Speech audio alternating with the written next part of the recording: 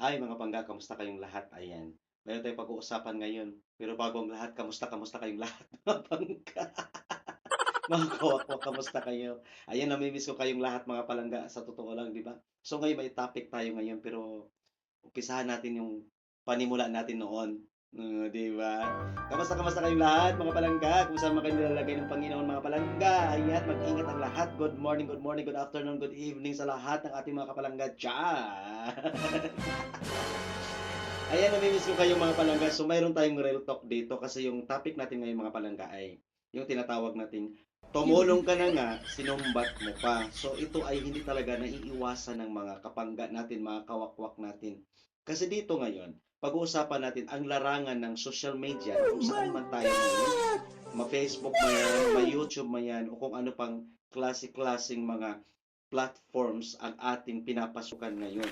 So dito, napapansin natin na marami tayong nagiging kaibigan, marami tayong mga nagiging mga tawag dito, sabihin na lang natin nakilala bilang kaibigan, pero hindi ibig sabihin na binibigay natin ang lahat ng ating mga tiwala or ang ating mga trust sa mga nakilala lang natin sa social media.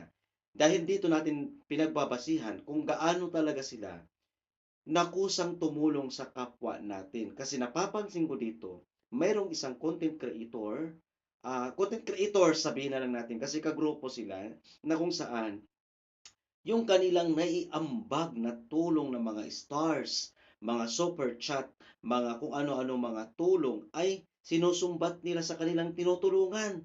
Hmm. Kaya dapat talaga mga kawakwa,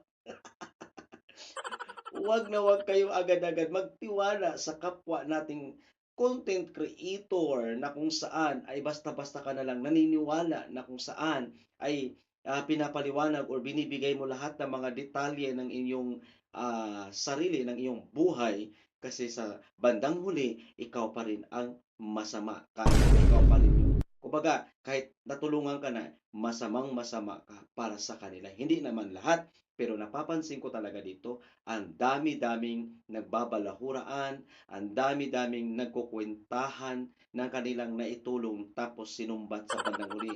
So, ito na yon. Kaya sinumbat sa bandang huli kasi nga ang nangyayari ay ano, hindi na sila nagkakaintindihan, nagkakalabuan na sila sa kanilang mga tinatawag na friendship matters.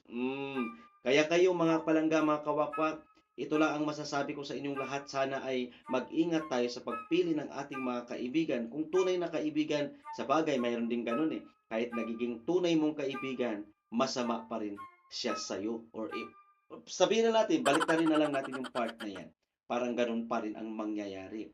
Kaya, ngayon, napapansin ko din, ang dami-dami ng mga content creators dito sa Facebook na nawawalan na rin ng gana dahil wala nang ibang nagpapatala, wala nang nagbibigay ng mga ganito, ng mga ganyan, kunting-kunti na lang kung napapansin ninyo. Kaya yung ibang nating mga kapwa content creator, ini-encourage ko pa rin kayo na sana ay ituloy nyo pa rin yan. Huwag kayong tumigil sa inyong mga naumpisahan kasi diyan na tayo nagsisimula. Kung walang magbibigay ng mga stars or mga tala sa inyo ay tuloy-tuloy nyo pa rin. Kasi pag once na na-monetize na tayo, nagkaroon na tayo ng mga ads kung ano mang klaseng ads na yan, magkakapera pa rin tayo kahit hindi tayo nabibiyayaan ng mga pa-stars. Kasi nga, yung ibang mga kapwa nating content creators dito na nagkakaroon na ng mga stars, na mga icon, yung mga ganyan, yung iba na nagbibigay, sinusumbat talaga nila dito. Hindi naman lahat, pero mayroon talaga guys.